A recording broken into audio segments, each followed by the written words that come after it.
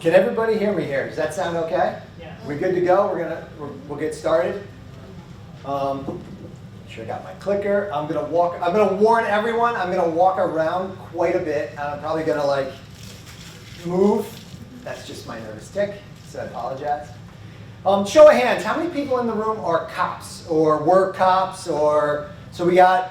This is primarily aimed.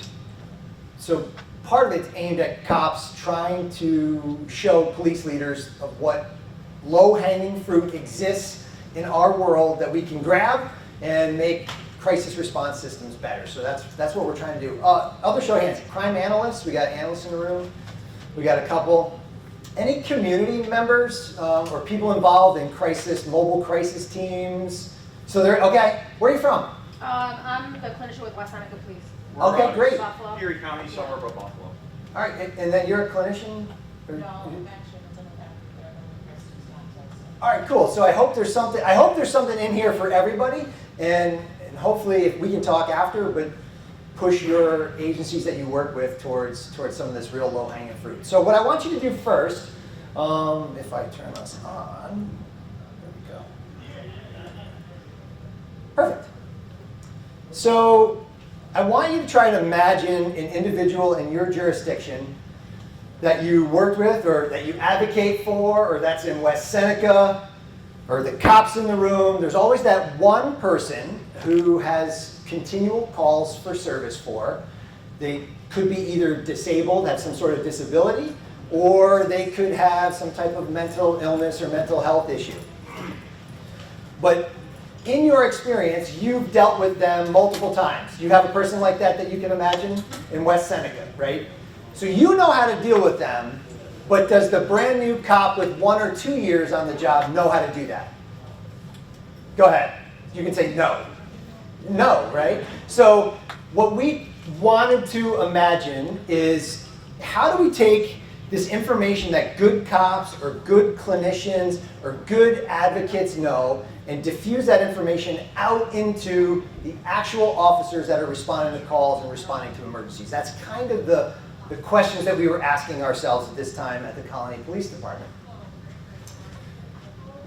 So for the cops in the room, you'll probably know or have seen what's known as the behavioral change stairway. The people in mental health have seen this before. I need feedback. I need a lot of feedback. And I think it's if you've never seen it before, what I try to talk to our officers about is it's a process to try to get somebody to move in a direction that's more beneficial than where they're at. And you just can't run in and tell them to do something. So if I walk over to this guy and say, hey, do me a favor, dude, I need you just to move chairs. Just move. He's going to look at me like, yeah, what? Like, what? Like, give me a really puzzled look. But instead, if I were to talk to him and I knew a little something about him, and I knew his name was Steve, and we'd maybe met before, or even if we hadn't, I know Steve likes horses, and I know he's a Civil War buff. And if I would talk to him about his experiences at Gettysburg on a horse, this is an actual true story, we do know each other. Yeah, no, that's for after at the event tonight. We can talk about that. But my point is he would be more likely, because we have a relationship with each other, he would be more likely to listen to me. So that was the other question, the things that we were talking about. Why do we actually listen to anyone? Like, who has influence over us and why? This graphic basically tries to illustrate that if you can build rapport and trust with a person, that eventually you'll be able to influence them and try to change their behavior. So pretty common knowledge in the police crisis intervention world. Everybody knows this. But we wondered, is there a way to build that trust faster? Instead of walking up those stairs really slowly, is there a way to jump up them or bound those stairs faster? Can we actually accomplish that? And so we asked ourselves, what if the cops on the street knew how to calm that individual, the person that you imagined?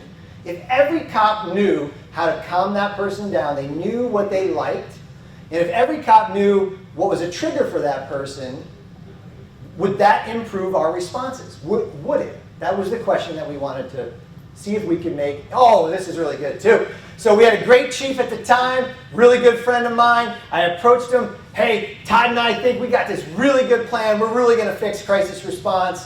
And he's like, yeah, great, guys, awesome. Your budget's $0. And so, okay, so another challenge for us. How can we actually accomplish this with no money? Is it possible? Plot spoiler, or spoiler alert, it is possible. We were able to do it with no money with existing CAD systems and RMS systems, which we'll share with you. But a key point about our ideas, we had these ideas that we were going to load some of this information and give it to our officers, but we wanted to have a partner to come along with us to kind of check our ideas.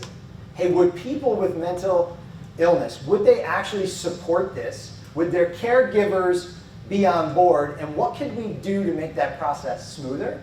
And so at this point, I would like to introduce you to my friend, who is the Executive Director of the National Alliance on Mental Illness for New York State, Sharon Hardy. Thank you. I was weirded out by a microphone in my hand. That's I feel all right. like I should be Great. doing a song and dance. Yeah, so I mean, the stakeholder engagement for us is really important. I'm the executive director of NAMI New York State. We're the largest grassroots organization, the state chapter of that, across the country and here in New York. 24 affiliates across the state. I believe we do have some out in those neck of the woods. We've got some affiliates out that way. And we support those affected by mental illness.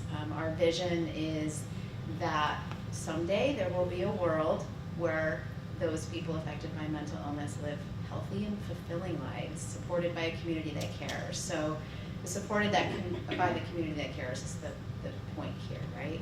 And this relationship that Chief Gerace and I have built just happened organically. I'm a mother of a son who lives with a serious mental illness, and I was an advocate for NAMI long before I became executive director. I was looking for answers, looking for solutions, as anybody who's impassioned by their loved one does. And I began advocating for NAMI New York State, started talking to people, having hard conversations, especially with police officers who had been in interactions with my son, and I had some experiences, we had some experiences that were really traumatic, and I felt like it didn't have to go that way, kind of thing, which maybe most moms think that it shouldn't go that way. But so I dug in and I started to ask, who do I talk to, who do I talk to? I was connected with the Albany County De-Escalation Training Unit for mental health. And I did some family panels with them, and then they connected me to Chief Gerace, who was doing really good things at the time. And I said, I want to talk to people who are doing really good things in the community and figure out their perspective, right? Like many moms, I think come into this situation very emotionally and maybe charged a little bit differently. I knew that if I wanted to help my son and help others like him, that I had to take a step back from those emotions and really try to find understanding.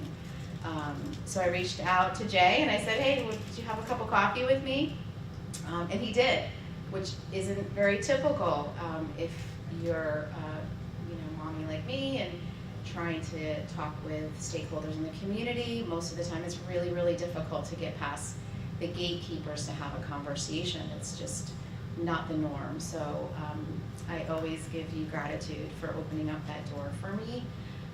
And we had a great conversation, and we started talking about solutions. He shared with me the culture of change that he was trying to build, a culture of compassion and care. That seemed to align very well with NAMI's mission of building that community that cares. And we just started brainstorming. And I think a couple months later, you came to me with this idea with Handle with Care. And we looked at it with a fine-tooth comb. I think there was some, we wanted to make sure that, if we backed this program, that it would certainly, there would be no negativity coming out of it. And we knew if we backed it, that might build that trust that Jay was talking about earlier, that people would see NAMI and would realize we're here to support, we're here to help, and we want to improve your experience. And I think, you know, Jay's going to tell you a little bit more about how that turned out.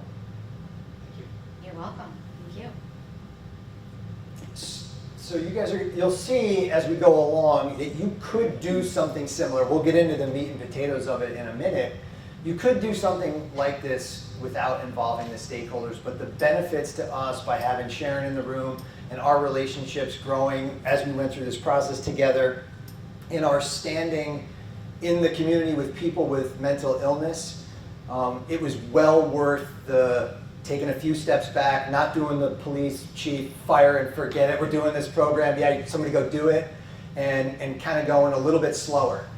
And it was, I think it was well worth it. So it meant a lot to us to get their stamp of approval, because early on, we got a lot of, no one's gonna sign up, the people with mental illness are not gonna provide you information, there's no way they're gonna do it. They're wrong, they did, and a lot of them, the program has really built a strong community in Colony. So, I want to show you, there's a two-part series. Also in your app, all of our writings that we've done on this project are in there. I just want to take a quick moment. So if you have the DCJS app, when we leave, there's an article that we wrote for the Police Chief magazine. There is, our program was just recently featured in the Knowledge Bank for DCJS, so that's there too, that link's there. And also some news stories are linked. I want to play you for this because in like 3 minutes it kind of captures what this looks like in the field. Tonight at 13 Investigates exclusive, a new pilot program in Colony could set the standard not only around the state, but around the country. It's called Handle with Care, involving people with mental illness. Kumi Tucker reports. Many families of people with mental illness or other special needs are worried about what could happen in interactions with police. Well, this new system is designed to give police officers possibly crucial information about things like triggers or calming methods.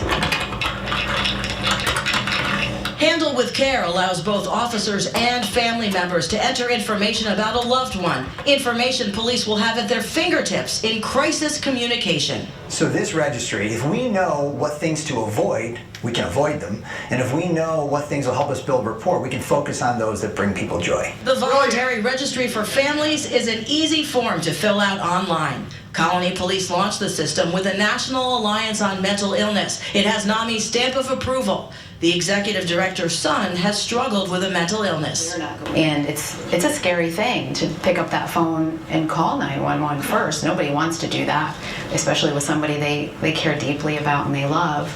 But then to feel worried about that interaction. What is that interaction going to look like? We've seen a lot of experiences where there have been negative outcomes. I mean, throughout the state, obviously the Daniel Prude situation being the most famous one, where his brother called to get Daniel help during a mental health crisis, and the police ended up taking his life in Rochester. To get a look at the registry in action, police took us through a fictional call involving a person with mental illness, from dispatch to interaction. 911, what is the address of the emergency? Senior dispatcher Anthony DeCipio takes the call in this mock scenario. Okay, I understand. So your son left the house there on foot, very emotional and upset?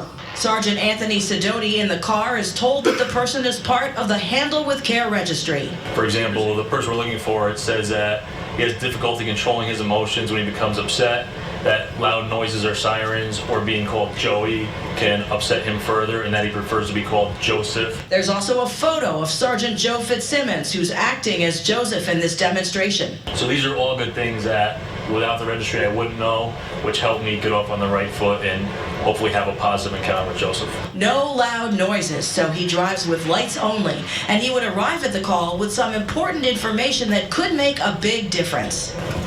Are you Joseph?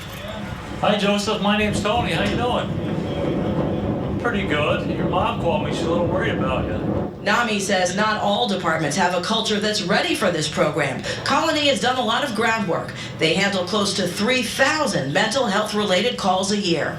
We've had mental health professionals come in and be part of our training to work on de-escalation techniques, how to talk to people in a mental health crisis. The colony police are on the cutting edge of delivering this type of understanding mental health and how to manage it in the field, and so that we have a positive outcome. The voluntary registry could help adjust response as well as improve interaction. And really what we're trying to do is encourage anybody that has loved ones or family members that would benefit from this. We want to encourage them to sign up for the registry. Some families have already signed up for the registry. You're going to hear from them coming up tomorrow in part 2 of Handle with Care.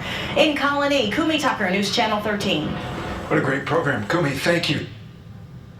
So that's in a nutshell. That's 3 minutes of a news clip, but hopefully that gives you a sense of how the program actually looks in totality. And so now I'll introduce retired lieutenant and current director of the Capital Region Crime Analysis Center to kind of walk you through how this works. Good to go? All right, thank you very much, Chief. I'll just have you guys note that if you couldn't tell, Jay is an academic, and it's the first time the CAD and RMS guy is not the nerd in the room. So just note that. What we needed to do, and remember, zero budget. We had $0 to implement it. So what does that mean for us? It means that we need to utilize existing infrastructure, something that we already had, and outside of the box thinking. So we needed to use that same infrastructure in order to accomplish a completely new mission. One of the things that we already had obviously in place is we've got a website. So the website that we've got, we said, hey, this can be a great platform to push this registry through. Ease of access for anyone who wants to utilize this system is an absolute key. So as you can see here, this is our normal website. Anyone who wants to register can go directly right from our homepage and fill out basic information. First, we ask for the family or caregiver that is interested in registering the individual's party. Basic contact information, what the relationship is, whether or not they live in the same house. After that, we're looking for more information specifically about who the individual is that they're interested in registering, where they live, and then we start getting into some of the potential triggers that we might see and might want to avoid. Some of the calming mechanisms. And everything that we did on this form is free text. It's whatever you want to tell us. We're not putting it inside of a box. We're telling you, fill out exactly what you want us to know so that our officers can have the correct information at the time that they get that. So this form is completed, and when it is actually submitted, what it turns into is a PDF. Now this PDF is an exact replica of what was put on the application for the registry, and it is emailed to the program administrator. Right now that is Sergeant Fitzsimmons. He can take that information, contact the person who did the registry, vet that information, and then make arrangements to make sure that everything that is on that is going to be available to our officers. Now what you can see we also have is we ask them for a picture, a photograph. Now, what are we going to do with this PDF once it comes into our hands? In the past, what we would have done was hand it out in briefing. We give it to our officers on the road. Hey, just for awareness, this is something on the registry that you think you should be aware of. These are the different triggers. These are the counting mechanisms. This is what you were. We pass that around, maybe give it to our dispatchers, and I can tell you from experience, that is going to be gone in probably about a week's time. That information is going to be out of their memory. We have an individual, I can still remember, there's an individual that had a disability where he had very brittle bones. In my brain, every time I heard them bring up the story, I remember this reminds me of Mr. Glass. And I still remember Mr. Glass, but I couldn't tell you what his name was. Can't tell you where he lives, but I know he lives in the town. And I said, if I'm falling into that, and I consider myself to be pretty smart, pretty resilient, If I can't remember all those other details, no one else is going to either. How can we do a better job of putting into the memory banks? So I thought, well, where is this information going to be directed first? Where is the first point of contact that we're going to have? That first point of contact is with our dispatchers. And our dispatchers utilize the CAD programs, computer-aided dispatch. All right? So when you call 911 for those non-law enforcement, dispatchers answer that call, type information that is pertinent to the call, prepping the officers on what they might expect. They also have information available from previous call history on different events that have happened at that address. So we thought, okay, how can we use CAD, even though this wasn't built with this intention, how can we use our existing infrastructure outside of the box and make it work for us? So we said, all right, if there's emergency call locations, those previously had the ability to add attachments to it that was designed for floor plans, for whether it be emergency response for a critical incident, where you need to quickly understand where you need to go in the building, or for fire departments. The special needs registry was another alert that officers could get, or the dispatchers could get, in the event that somebody was on oxygen, maybe power went out at the facility, and they needed to know, hey, if power is out within this block, you need to know that someone should go check on that person. So whether or not the call was specifically at a residence, it would tell you, hey, there's a special need individual in this area. So we started thinking, well, we could leverage that too. And then BOLOs. Our system has the ability to BOLO both a person and a location. So when you do that, if you dispatch someone to that location, it alerts the dispatcher, it alerts the officer on their MDT, or mobile data terminal, the computer that's inside the car. And if you run that person's name, that BOLO also pops up among other items that you might be querying on the individual, whether it's warrants or driver's license status.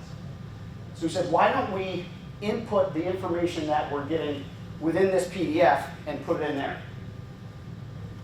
And this is what it looks like in action. So this is a screen that shows you what the officer's MDT or computer in the car, when they're dispatched to an incident, this is what they're seeing. And we're using the 100 Wade Road in Joseph Kelly, AKA Sergeant Joe Fitzsimmons. This is a call at his house where you can see, all right, it's at his residence. We can see that there's a BOLO there. There's special needs near this location. When we click on the BOLO, immediately the information that we've populated from the information provided within the website goes directly to the officer. They can see that information right away. The name, date of birth, triggers. When you query that person's name, again, a BOLO comes up, so you can see those same triggers and loud noises, or triggers a loud noise, all the other information we talked about before, and we have access to that same image that was provided by the caregiver. So all that information is available right to the officer from their MDT at the time of dispatch, and that same information is available to the dispatcher as well. So we said, hey, this is a home run. We fit the intended person.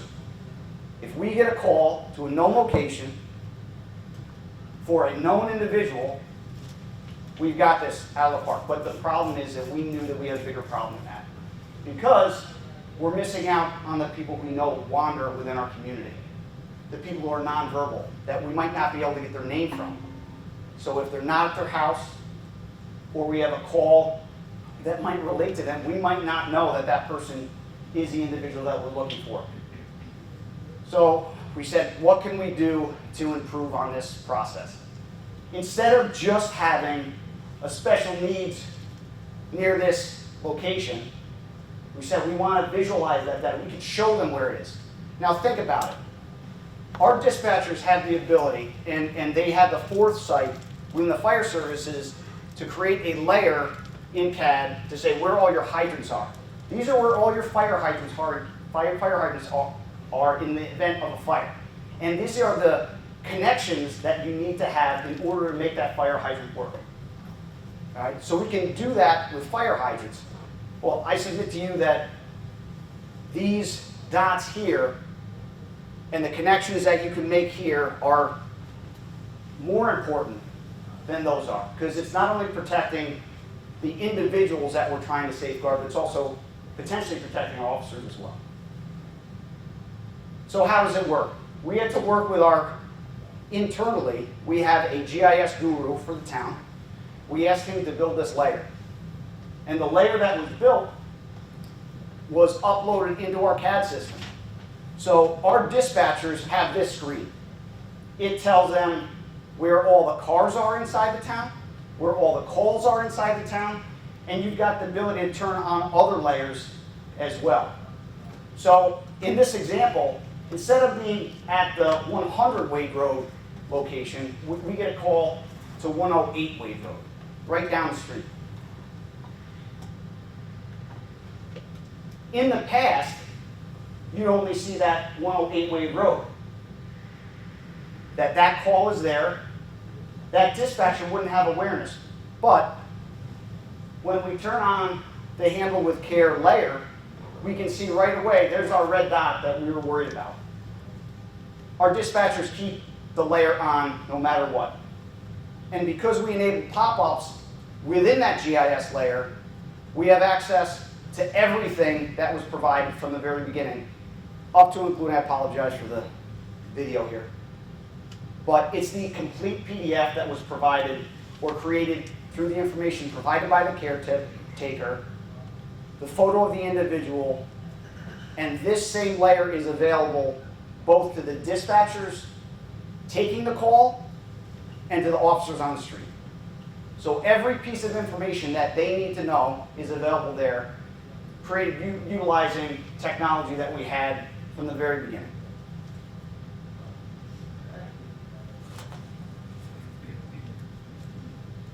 So hopefully some of that is starting to make sense. It really is just an existing system. It's taking an unintended use for it. Right? Everybody's CAD system, every police department has the ability to mark places for those things, fire hydrants and the like. So, okay, so sounds great. Free, didn't cost us any money. It cost us a little bit of brain power and thinking and trying to put this together. Does it actually work? Okay. The first call I want to play for you is, and it kind of dovetails what Todd was talking about. What about the wanderers? When they're not at the known location and we don't know who they are, how can we use this? And our dispatcher, you'll listen to the call, but did exactly what he just showed. We had a wanderer, you'll listen to the person trying to care for him in the street, wandering in the road. And then it was nonverbal. They were able to bring up a pin. There was a pin about 8 houses away, and we were able to bring the kid safely home. And it worked out. So take a listen. Go run the lawn, buddy. Let's go run the lawn, okay? 911, what is the address of the emergency? Hi, it's Cop 6 with a transfer. I have Brian on the phone with us. He's with an unknown juvenile male described as being very handicapped with breathing problems, possibly walked away from a residence. Okay, thank you. Hello, sir, are you there? Yes, I am, sir. You're at Central and Broderick. How old would you say this male is? Probably 15 to 20. All right. You said he mentioned breathing problems. Does he need an ambulance, or would you just need to find out? I don't know if he has breathing problems. I think it's just the way he's aspirating his air. Okay, but we don't know where he doesn't know where he is, or? No, he has no idea.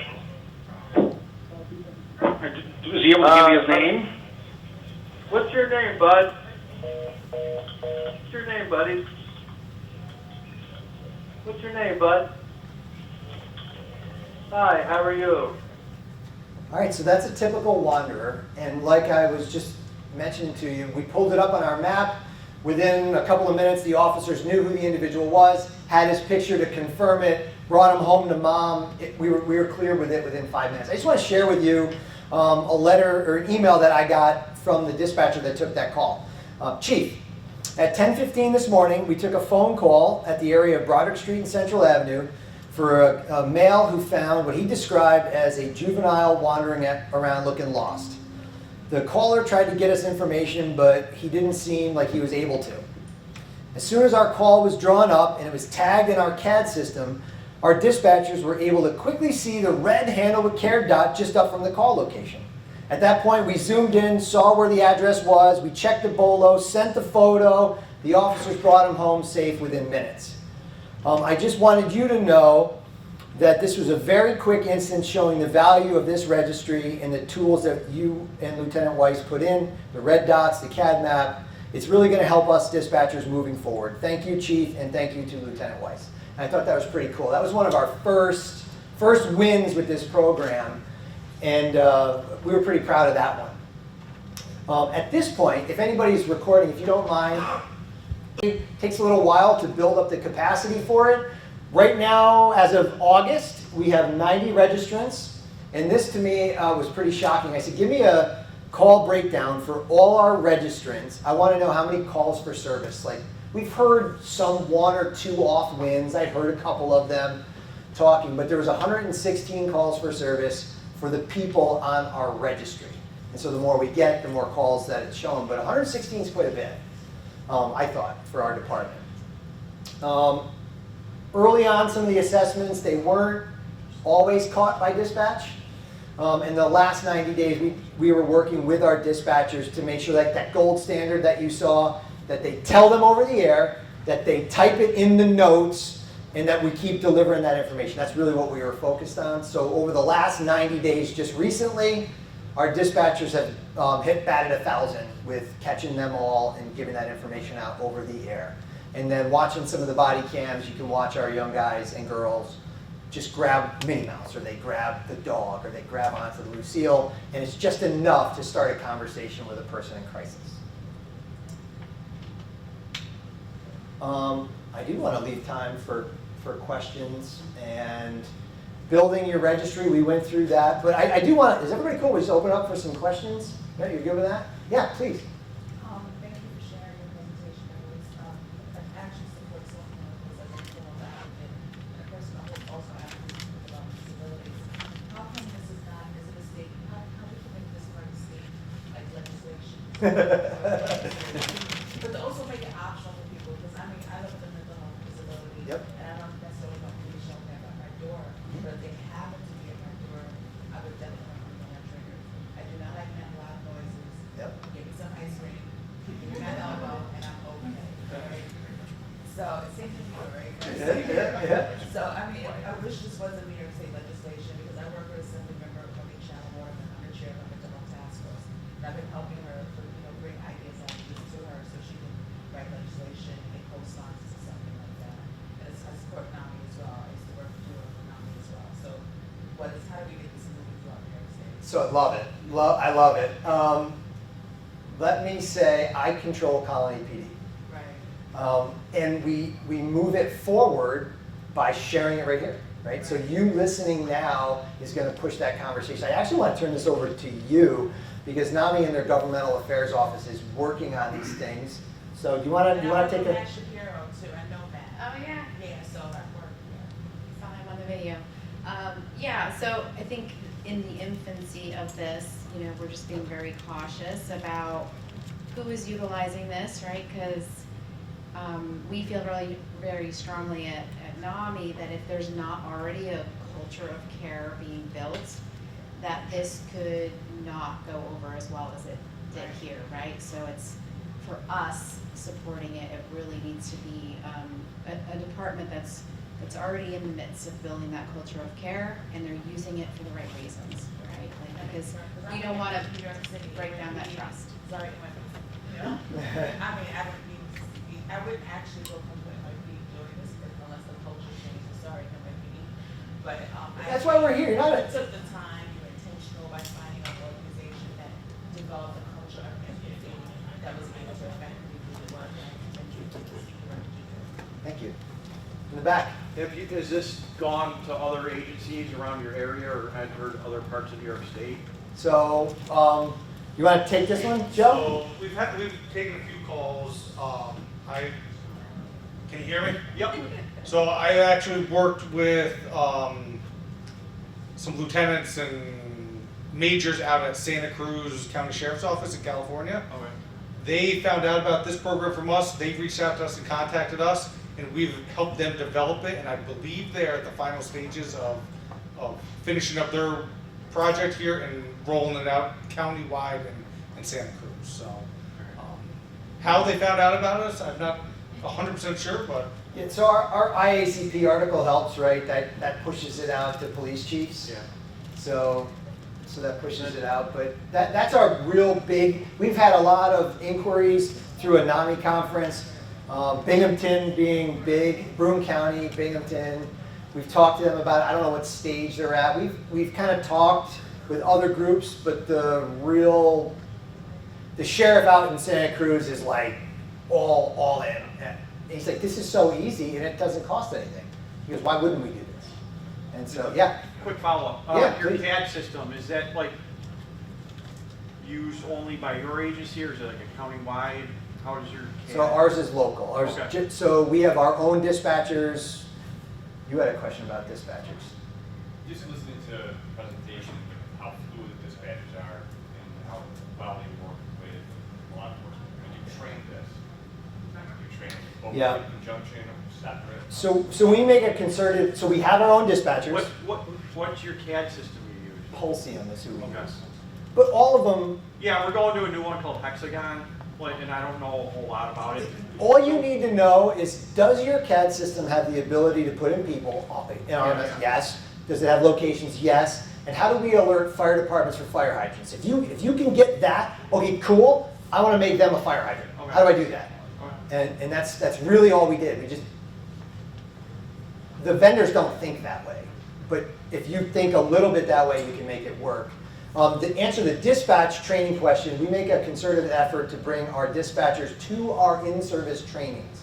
So they work together, they gotta come, they gotta listen to a bunch of cop stuff, maybe they don't like, but it helps them to see what our officers are doing, so we did include them in this together. We also make our dispatchers dispatch calls for scenario-based training, like getting on the radio and doing those types of things. So yeah, we integrate them. You have your own dispatch? We have our own. Yeah, we got 30 of our own dispatchers. Yeah. I don't know if this is a question for NAMI. Is it just family members that are able to register individuals, or can our officers register people as well? Like if we learn information, can we register? Or So this kind of builds off the young lady's question about consent and stuff. So let me give you a couple of different ways to answer that. So this is all information that an officer would develop and could potentially put in an incident report. Those incident reports, you just use existing data that you've got. So you could do that and provide that information to your officers that way. We opted to have caregivers for people that are underage register them. And then we also opted for a self-registration, or if they were an adult and someone wanted to register them, we engage with that person not in a crisis.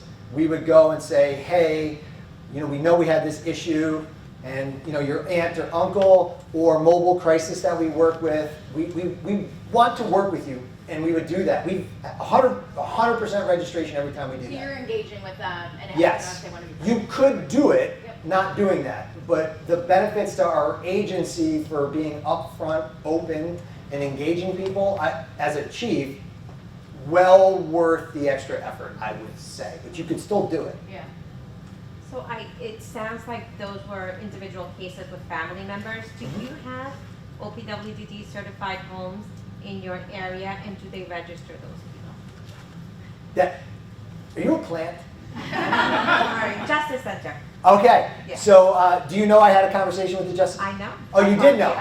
Okay, all right, great. I'm like, am I getting set up? Am I getting set up? So we I did don't have. know the answer though. So that's not fun. Okay, so awesome. So we do have multiple OPWDD facilities, disabled facilities in our town. I had a conversation with the Justice Center, and I said, hold on, I bet you I don't even know where your things are. Like, that's how bad that we probably are. We probably don't even know. So we got all the locations, and lo and behold, those locations weren't marked. They're not mapped. You could get a fight call, because they're in a neighborhood too, so I don't know if people's familiarity with OPWDD facilities, but they're residential, a lot of them, and they're in neighborhoods. So you get wanderings, you get fights, or what sounds like fights, right? Loud noises. And if the cops don't know it's a facility, just by knowing it's a facility, the response changes. So we're in the process of just tagging the facilities right now, and then we're very glacially, not volcanic, working toward trying to see what we would like to do with OPWDD to put care plans forward-facing to our EMS providers, because we share with EMS also, care plans for that. But that'll be a slow, deliberate process. But the first step we're going to do is a calls for service analysis on the facilities and getting them all marked. And we have found that we didn't have that. So probably, I would venture to guess most agencies don't. Yeah, I asked a question about this program in comparison and in collaboration with different types of social workers working in policing, and how you would see this as like either a replacement or in partnership. Oh, 100% partnership, yeah. Right? Sharon hinted at it, right? There's a world that NAMI envisions where there's a true mental health response for people that are suffering with either disabilities or mental illness.